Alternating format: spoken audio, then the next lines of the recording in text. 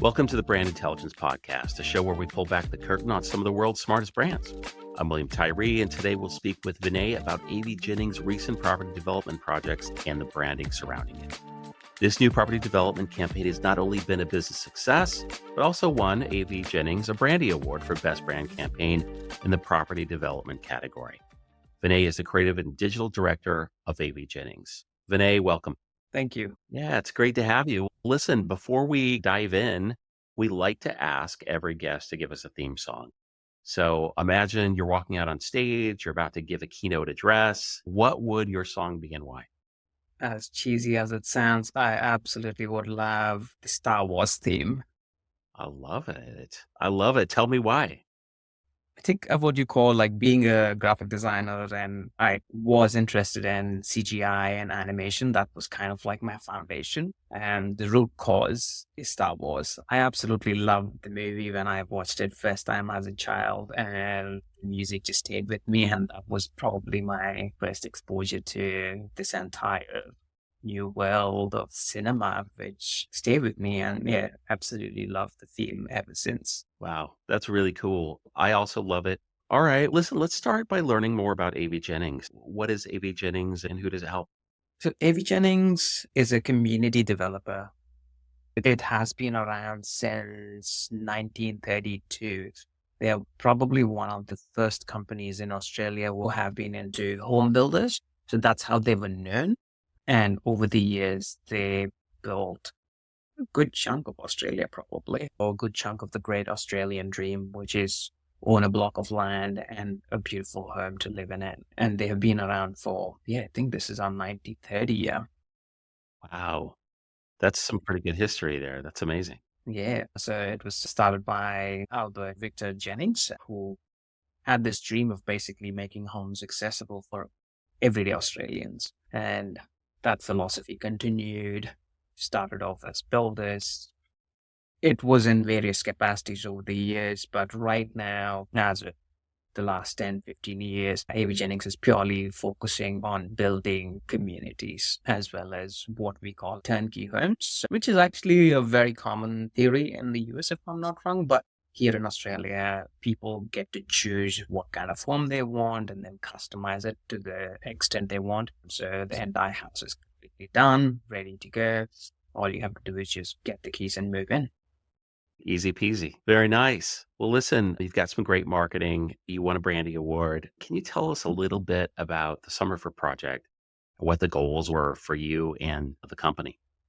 Yeah, absolutely. And so Somerford is a community in Melbourne, Australia, and it's located in the southeast of Melbourne. So that's how community developments work, right? So they would basically take a small block of land. In this case, it was a stable that was raising horses, particularly for polo and some thoroughbred horses as well. And that was the origin of the name as well. And this dates back, I think, 60, 70 years. So AV Jennings acquired the land and we started planning the redevelopment of this particular piece of land.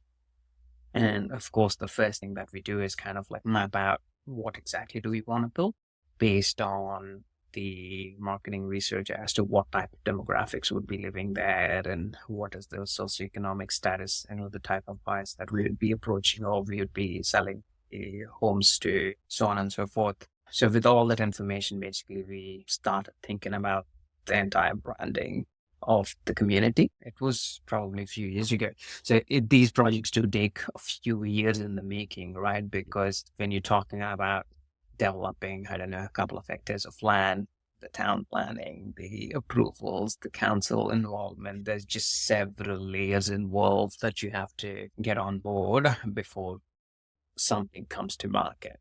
So I think that was the start. And then, I think we finally went live probably last year. And then, it's been doing pretty well since then. That's amazing. The color palette I find to be really eye-catching. It's really vibrant. Can you talk about a little bit of the inspiration and how you went through the process of choosing that? Yeah, absolutely. And that was probably one of the key activities, right? So redevelopment across cities happens in pockets. At the moment, the southeast of Melbourne is actually going through a bit of a redevelopment face, which means we wouldn't be the only community there would be many other communities. So when we entered Southeast Melbourne, one of the key goals for us were basically create a presence for Somerford and make sure that we cut through the noise, because I think when we did the research, there were 10 other communities in that suburb that are building, and the noise is quite a lot. Like, you're driving through, you're basically seeing a billboard every 100 meters or 200 meters, right? Trying to sell their communities and their homes. So visually, we had a very important job to do, which is to make sure that we cut through the clutter. AV Jennings as a brand also has quite a bit of weight in that suburb, because AV Jennings built some successful communities in the past in that suburb, but that was almost 10, 15 years ago. So in the color palette, are you trying to like be complementary to the original brand? How do you go with that? So it's a two-part thing. We actually did consider that, but there was actually another community which was sort of using a color palette very close to AV Jennings. So we did not want to get confused with that particular brand, and that has been there already. So it's already marinated in the suburb, and there is this association. So we could not go with our primary color palette. However, we still had the responsibility to make sure that customers are aware that this is an AV Jennings community and in the southeast corridor of Melbourne. So that's how we basically started positioning the branding. So we added AV Jennings as part of the community name. So if you see the logo structure, instead of being just Somerford and suburb name, we bolted on AV Jennings along with the logo to make sure that is referred to as AV Jennings Somerford Clyde North rather than Somerford Clyde North by AV Jennings. We changed the rhetoric, we changed the voice, we flipped the story by starting with the brand name and then introducing the community. So that was the repositioning that we did in terms of the brand structure, but the visual and the color palette was obviously the next part of it. So visually, of course, as I said, like there were about 10 other communities there. So we had to cut through with something really powerful. That was one. And the second part of it was to somehow tie it back to the history, because as soon as we saw the history, it was beautiful, like it was a horse breeding farm. It's great. Could be a lot of fun to play with and, trying to bring this whole kind of polo sort of, vibe to the entire branding and whatnot. But then the truth is, yes, that's the history. But the future, you will not see a single trace of anything related to horses or farming or a stable, right? So we basically thought, all right, let's try and see what we could choose from that history and turn that into some sort of a visual treatment that gives a nod to the history, but at the same time kind of carries through in terms of messaging. So that's how the illustrations came through. So basically took the horses and kind of like broke down the horse into some key categories and created some illustrations based out of that. When a horse was in motion, basically took the back as one of the key graphic elements, which turned into the back as the strongest part of the horse when it's running. And, the tail is the one which basically is just flying free, which talks about freedom.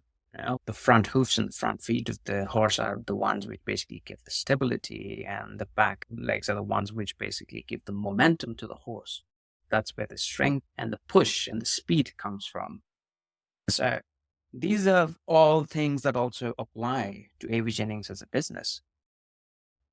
As a turnkey product that we are selling, it's faster to market. So customers are not waiting for 12 to 18 months in order to get their house. So we basically tried to marry these two principles of fast moving horse and business goals, so to speak, AV Jennings advantages. And that's basically created a beautiful medley and gave us the opportunity to create a good variety of visualization based on the messaging. Like say, for example, if you're talking the strength of the brand, you can trust us. Buy into an AV Jennings community because we're not going away. We've been here for 90 years. We will be around for one more year to make sure that your house comes through. And to dial back a bit onto that, one of the reasons why we've embarked on that bit of conversation was because over the last few years in Australia since COVID, the building industry suffered quite a bit. And I'm not sure if it's the same everywhere else in the world, but in Australia, it has been quite significant. And a lot of builders have gone bankrupt purely because of their business model. So customers basically decide to buy a house for $1 million. They sign up within a year because of supply chain issues. The value of the house goes from $1 million to 1.2 or 1.3 mil. So customers obviously do not want to pay that extra money. Builders cannot afford to build the house at that price. Therefore, they end up going bankrupt because they don't want customers to be unhappy. At the same time, they're unable to deliver. So there has been a lot of turmoil in the market. So we wanted to make sure that whatever we build, we ensure that customers have the confidence in us in terms of the building industry, as well as like our longevity as a brand. Got it. That's really cool. It's a great brand story, by the way. Obviously, you think about every home design has a story and a philosophy behind it. But I don't think most people really think of community developments as having such an intricate and thoughtful brand story. But I really love it because, I mean, I personally believe Melbourne is one of the world's greatest cities. And when you're creating a new home development, whether you know it or not, I mean, you're really impacting people's experience of the entire city and because of its importance to Australia as well. So it's really nice to hear. I love how you were describing taking individual attributes of the horse and embodying its spirit or its significance in different parts of the design. Sounds like one of those is just actually sturdiness, like literally healthy as a horse as the company, right? That was kind of the foundation, yes. That's really neat. How did you go about the process of arriving at this perspective, this point of view? Who were kind of the stakeholders along the way? And how did you kind of progress that with those stakeholders? The process was pretty much myself as the creative director, art director, and the designers, along with the marketing team. I think it all goes back to the strong research by the marketing team. They've done a phenomenal job in terms of like identifying everything that they had to. They gave a very strong brief, and that's where it all started. Because we had everything that we need to know in terms of how we wanted to shape this community for the future, it removed any sort of ambiguity in terms of interpretation of it. So we already knew what we had to do. The rest was just basically visual play to a certain degree, I would say, but also making sure that we create that strong association story along with this particular brand. The process was pretty much going through the research. Then I did a couple of workshops with some of the key stakeholders, which is the sales teams, the development teams, the marketing department, the construction crew, and some of the financial team as well. So we basically had all the different departments involved in some workshops to understand each one's perspective. What exactly are we trying to bring to the table? Of course, we had the architect as well. So they all brought in their perspectives in terms of like the development manager gives you a vision in terms of the future of that particular community. The architect and the home designers gave us a bit of insight into the design of the homes that they would be building, the streetscapes, so on and so forth. And marketing, of course, gave us a lot more insight. Marketing really does puts it all together. Right? They gather all these insights, and what the creative team sort of did was more understand the creative nuances along that process. And after taking all of that data and information, we basically started doing some sketching, trying to figure out what exactly is the mood and the color palette, and what exactly do we not want to be, because you do not want to get cluttered into the same palette as someone else. Because it's so, it's very localized, right? Community branding is very localized. So you're kind of restricted to that geolocation, so to speak. The maximum radius that you're looking at is about 10 to 15 kilometers. That's it. Because that's how people move, like if I'm in that suburb, at best, I want to move to the next suburb because I'm kind of familiar with this neighborhood. I like everything here. So I do not want to move too far. That's how we focus our community branding and advertising as well. So that's typically the strategy where we kind of focus on that 10 to 15 kilometer radius. So looking at the landscape of all the other communities and brands out there, how do we make sure that we stand up? Kind of came up with a few key color choices based on the target audience. So we knew that we're going to be targeting young demographics. So we wanted something vibrant, but also with the flair of the history and touch of the Polo Club kind of vibe to it, but not too literal because, again, there's no literal connection anymore left. Polo club without the horses. Exactly, right? So how do you create that? Some of the initial sketches were, of course, very much like that, but then very soon you kind of realize like that's too far. It's starting to feel more like a polo club than an actual community where people live. So balancing that entire visual journey and making sure that we dial things down, a subtle association rather than a full one. That makes sense.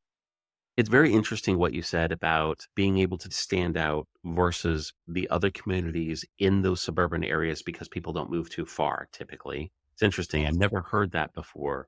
We've talked a lot about what the brand is and how it evolved. Were there specific things that you were thinking, okay, we need to stay away from this, that, and the other to make sure that you didn't attract the wrong demographic or be too similar to something else?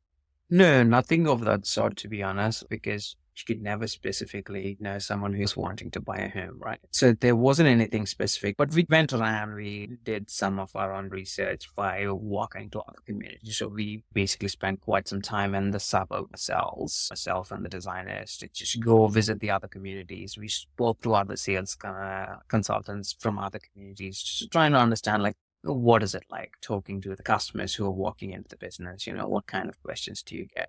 What are the demographics that you're kind of getting? And we already knew to a degree who we would be targeting.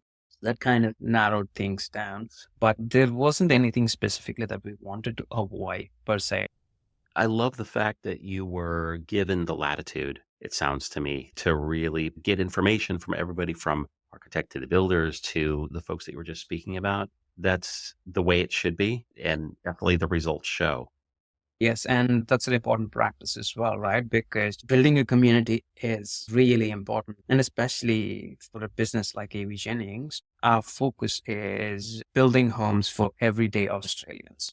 Although affordability is a relative term in different cities and different regions, that's kind of the approach of AV Jennings. The home itself is one part of it, but it's the community where your children will grow up, right? The parks, your neighbors, the streets, the roads, the childcare center, the shopping centers. As much time as you spend in your house, you kind of spend an equal amount of time in your suburb. Especially like now, I live in an established suburb with a 3-year-old, and it has become so much more prominent in my life. And I understand the value of this entire community because every Friday or every Saturday evening, 5 o'clock, we go down to the park. My daughter plays in the playground. Her friends come along. We've become friends. Like the dads have become friends. The moms have become friends.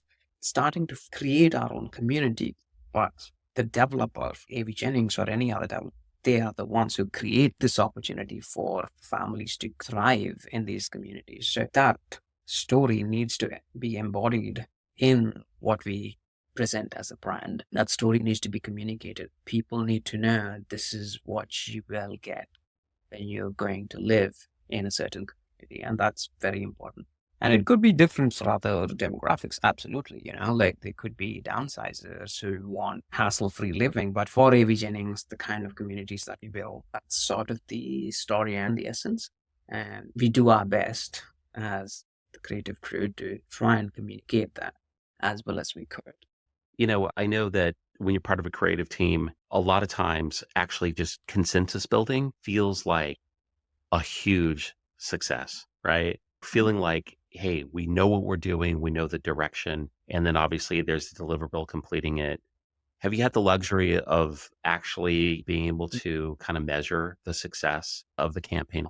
So internally, to your point, in terms of stakeholder engagement, this one was probably one of the easiest things that happened. Like presentation, that was it. Everyone absolutely loved it.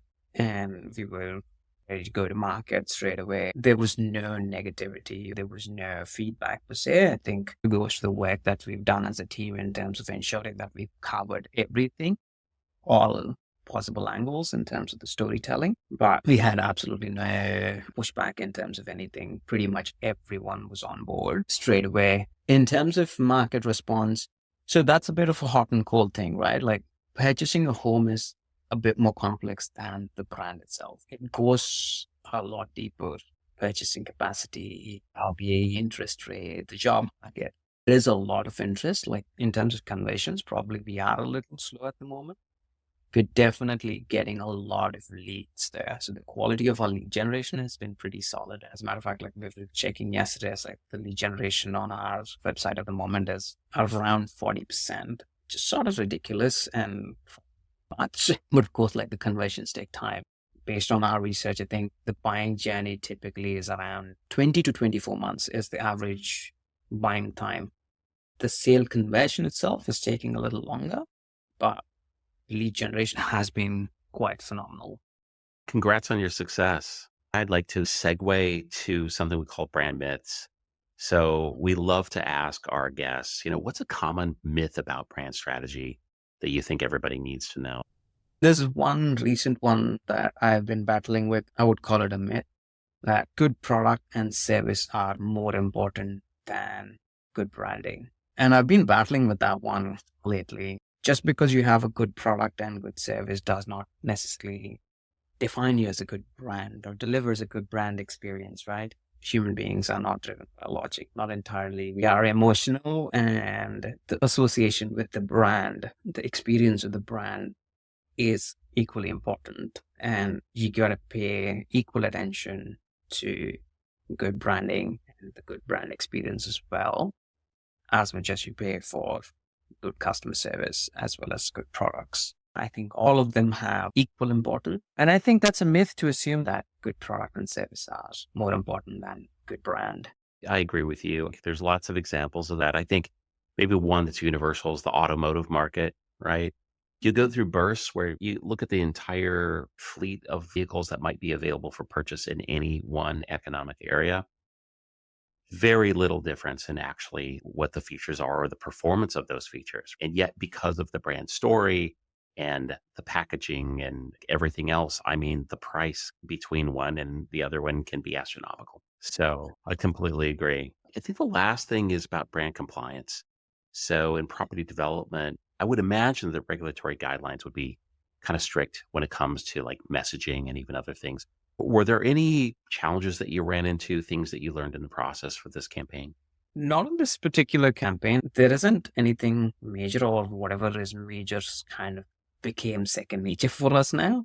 Quite familiar as to what to avoid and what not to do. You have your standard disclaimers that you got to make sure that you mention, especially in details like dimensions of property, making sure that it's as close to accurate as you can, like the product versus what you show versus what you build. It's not a ready-made product. Like this is a community that'll be built over like 5, 10, 15 years, or in some cases. So you have to be pretty clear on what that vision or that CGI that you're creating is as close to real as possible, especially in that space, like when you're doing drawings of what the next part of a streetscape is going to look like. You have to be quite careful in terms of the visualization and make sure if you are putting a visual out there, you got to make sure that that's what you're going to build. Got it. Okay. That's very interesting. And I would think that that would be a bit difficult because I would imagine like any product, it probably evolves a bit over time based on feedback from the market, right? Yeah, there are plenty of scenarios where from the original drawings, there are a couple of things within the community that we absolutely love. But because that wouldn't come for another 5 years, we cannot talk about it right now because we don't know what's going to happen in year 2 or year 3. Something changes in the land. Therefore, you're unable to build a certain feature that you anticipated to. So you got to be careful in terms of what you communicate and what you visualize. So yeah, we play quite carefully in that area. Got to make sure that you do not promise something that you may or may not deliver. That makes sense. Awesome. Listen, thank you so much for joining us. I found this fascinating. Is there anything else you'd like to say or plug before we close? Just thank you very much for the opportunity. And it has been great. I have been listening to the podcast lately and absolutely love some of the stuff that you have done so far. All right. Well, thank you so much. It's been just a pleasure meeting you and congrats on your success and can't wait to see what comes next. Thank you. So that's it for today's episode. We hope you enjoyed it. Thanks for tuning into the Brand Intelligence Podcast. Please help us out by rating and reviewing us on Apple Podcasts. To listen to more episodes and to learn more about Intelligence Bank, visit us at intelligencebank.com.